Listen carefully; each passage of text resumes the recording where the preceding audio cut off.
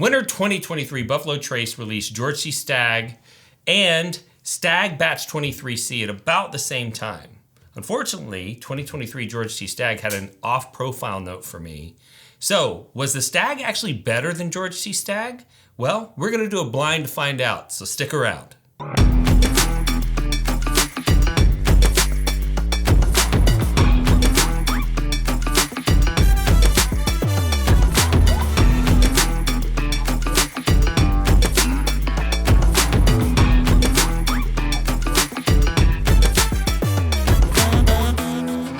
Before we get started, we have to thank our patron members for all of the support. This content is provided to an astronomical number of people who don't provide any financial support, and it's all absolutely free. And the only reason that's able to happen is because the patron supporters. And everybody whose names are on your screen right now are our top 3 levels of contribution. But we've got contribution levels for all budgets. If you want to learn how to support this channel and the content, then stick around to the end. Now, we're going to have some special guests today. I didn't want to participate in this challenge because I would immediately know what was what. Just smelling the empty glasses is enough for me to know which of these two were in the glass. So I'm going to do it double blind. And our guests that we had today were David Skelton, who is from the Texas Cigar Roadshow podcast. We also had Michael who doesn't have a podcast at all. And we also had Amy Love, who has been a huge contributor of the Someone Say Whiskey women's group, and we're grateful to have all of them. And so what I'm going to do is I'm going to give them the 2023 George C. Stagg double blind with the Stagg Jr., no longer called Junior, 23C, and we're going to see which of the two that they prefer. And I am just curious to see whether or not this off-profile note that turns me off to the 2023 George T. Stagg so much is something that has to do with my palate, or is it universal? Because when I first opened my bottle, I thought that it might have been infected with cork taint. I've tasted 2 other open bottles from other individuals that happen to have this same 2023, and I tasted the same note in those. So I don't know whether or not it's a genetic marker that I have that makes me taste this compound that other people don't necessarily taste, because it seems like most of the whiskey tubers who reviewed this whiskey gave it really good marks, and I don't understand why on my channel I was like, hey, there's something wrong. So we're going to give this to them blind and see what happens. So without further ado, here are our blind tasters. All right, guys, we have another double blind set up for you all. Although I did just find out that for Michael, this is a triple blind because I accidentally left the teleprompter up when I was trying to remember which pours we were going to put in this blind, and I didn't take it off after the tasters got back in, and I said, hey, be honest, did anybody read the teleprompter? And they knew for sure that, this is what they were tasting. And Michael said, I'm actually legally blind. And Wes said, that means this is a triple blind for you. So we have 2 excellent pours in your glasses right now. But one of them is much more sought after than the other. And so there were some rumors that the less sought after of the 2 of these whiskeys was maybe the better whiskey. And so I just figured I'd give it to you guys blind, and then I'd talk a little bit about the science behind why that might happen. So you guys spend some time on these whiskeys, take your time, and your only objective is to figure out which of the 2 you prefer. Okay. And if you wanted to put together some tasting notes, it would be fine for you to do so. Okay? All right, y'all have some fun.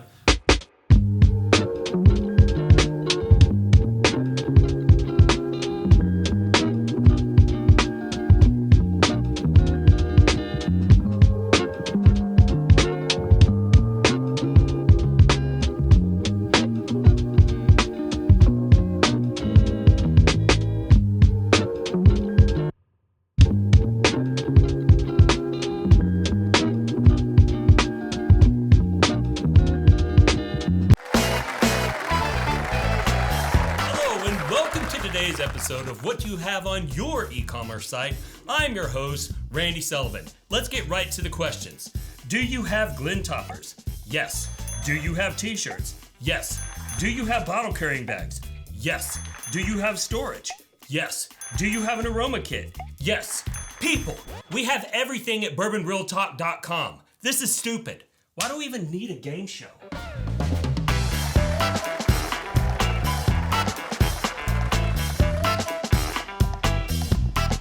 All right, everybody had a chance to spend some time with these lovely spirits. Yes. Yep.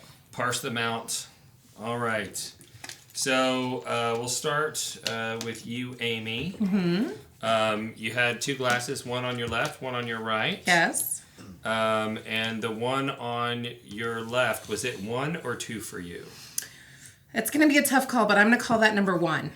Okay. So left is number 1, right is number 2. Mm-hmm. Of course, it's reverse for you at home. Michael? Number 1 for me as well, on the left. Same? Yep. And David? Same thing. Same thing. This one was a more ethanol thinner taste. This was more robust, fuller, more rich taste to it. Okay. Did anyone have any specific tasting note differences or anything like that? Definitely a lot higher proof here, and I feel like a little more woodsy. Maybe a little herbal on the notes, and then this one was really round, a little more vanilla, caramel, a little warmer. Okay. Yeah. So this would be more of my daily drinker. This one I might do some cocktails, but food pairings would change as well. Wes, which one was on the left? That would be George T Stagg, 2023. A hell of a daily drink. That's my daily drinker. Thank you very much. You know, this will suffice. I think I could do it. So that means that Stagg from the same season was on your right. You all picked the George T Stagg. That is funny because my son-in-law just bought these 2 bottles. Okay. And I preferred this over that. Okay. But yet, in blind... I'm shocked out of my mind. 3 for 3. For those of you at home, shocked out of my mind. Maybe they influenced each other. I don't know. I don't know. We how all this had could picked happen. before we compared any notes. Yeah, well, we had already pushed our glasses. Yeah, I noticed that. Did we reverse the glasses somehow? No. I mean, I can literally smell it. Yeah. I must have a genetic marker. I'm not that refined. So I think we were all clear that we liked both a lot. It was a hard choice. I think it was more the medium in which we were going to drink it. Was it neat? Was it a cocktail? Was it paired with food? What was the weather like, right? Like, I wouldn't not drink either one. I like them both. Yeah, it's like if I had to pick one, the complexity on the left one kind of went out for it. The Stagg on the right, it was... I don't disagree with you, except there is a terrible flavor in there for me. In which one? In the George T. Stagg. Really? I hate it. What do you pick up? It tastes like potting soil. I can smell it. I can smell it in his empty glass. I don't get that. Really? I don't get it. Yeah. I like to say earthy. Yeah. I don't get it. Unless you don't like it, then it's potting soil. No. It smells like potting soil. So for me, kind of the difference between the two was the straightforward ethanol of the Stagg on the right versus the George T. Stagg. Yeah, this is definitely a higher ethanol. Oh, yes. It's what I get with 1920. When I sniff 1920, I get all 115 proof of that glass through my nose. I don't even get the banana. I don't get the banana until I taste it. All right, that was absolutely shocking. 3 for 3. Everyone picked the George T. Stagg over the Stagg 125.9. Shocks me out of my mind. I honestly thought everybody'd go, oh, this one tastes weird. But apparently, maybe it's just a me thing. And to be honest, I was getting a little suspect of all of the other reviewers that were saying how great the 23 George T. Stagg was on YouTube land, but apparently maybe it's just me. So very interesting and shocking results. But for my palate, I would prefer to drink the Stagg over the GTS from 2023. So In conclusion, though, you need to learn that not everybody's palate is going to be the same. Depending on what your experiences were earlier on in life, you might key in on different flavors that other people don't key in on. And it could even be a genetic marker, something similar to the cilantro gene that causes you to taste something different from other people. And so you like what you like, and that's totally okay, and no one can tell you that what you've experienced is wrong. So we're going to give you the opportunity at home to create the same experience.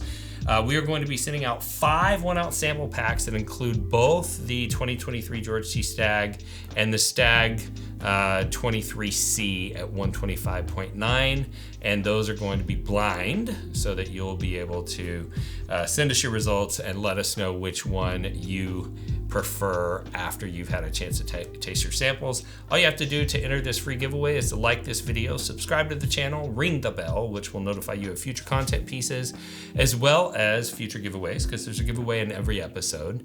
And most importantly, you have to go to YouTube, go to the video description, click the link to fill out the web form, give us your basic contact information. We will run a randomizer, post the results publicly, reach out to the winners, get your address, and ship you your samples absolutely for free.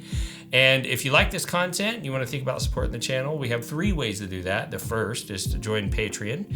We have member benefits. We've got all kinds of great content, bonus content, special offers, distillery takeovers where I kind of curate a whiskey related trip. We pick a single barrel. You get the opportunity to buy single barrels. We do in-person meetups. We do virtual bottle shares every month, discounts on merch. And we tried to make it so that even if you didn't have a huge budget to support something like this, we had a price point that would make it financially comfortable for you. So please go check that out and see if it might be worth it for you. The other way that a lot of people have supported us is by purchasing our merch. And Lindsay, my wife, has done a really good job at creating whiskey things by whiskey people for whiskey people. And I promise you, if you go to bourbonrealtalk.com and check out our merchandise, you'll see something that as a whiskey lover, you feel like you can't live without. And last but not least, you could support this channel by thinking about hiring me as your residential real estate agent in the Dallas or Houston metro area. Those are the areas that I practice real estate. And just a warning, if you do hire me as your agent and you close the transaction, I will buy you an epic bottle of whiskey as your closing gift. So if this is your first time tuning into the channel, I'd like to thank you for the view and let you know a little bit about why we do what we do. And we do this because we're all about bringing people together around whiskey. And connection is something that is personally important to me. Not only does it line up with my personality that I want to be connected with others and I want to, share these brown spirits with other people, but I did lose a loved one to suicide. And trying to find a way to make it a positive impact in the world around you after experiencing a traumatic loss like that can be difficult. But I did see how whiskey was bringing people together and causing people to form connections that maybe wouldn't have otherwise thought about becoming friends with that other person because they had this common interest. And I thought, maybe if I can get you connected to whiskey, whiskey will enrich your life and bring other people into your life and bring in some of those connections that you need to stay grounded to this world. If you're going to make those kinds of connections, though, you do have to have some way to communicate with each other. And usually that's done on whiskey forums, but there is a lot of negativity out there. And those negative people taught us 2 things. One, we needed to have a forum that wasn't filled with drama and negativity. And we created Bourbon Real Talk Community, which is a free Facebook-based enthusiast community that you can go join right now. And we've had a lot of success in there. We got about 30,000 people as of the time of this filming. And lots of great things going on in there. People sharing whiskey, people making friends. And we do a lot of philanthropy work together as a community there. But the other thing that those negative people taught us is that if they can hate a stranger online, there's nothing that keeps us from loving a stranger online. And that's why we end every episode the exact same way, and that's this. If you woke up this morning and you were unsure whether or not anyone loved you, just know that I love you. And I'll see you next time on Bourbon Real Talk.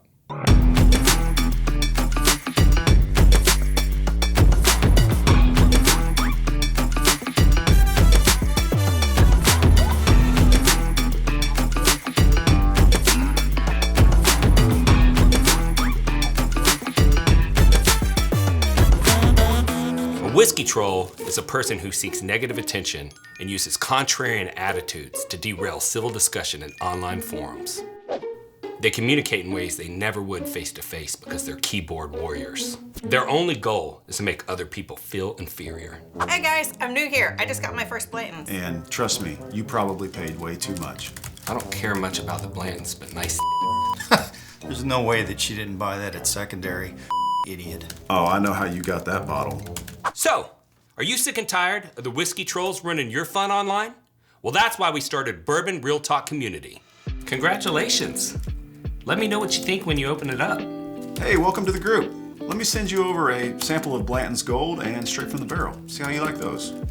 I remember back to my first bottle of Blanton's. It was the birthday to my son, and we enjoy it every year on his birthday. Congrats. So if you're looking to connect with some people online who aren't, head over to facebook.com and join Bourbon Real Talk Community today.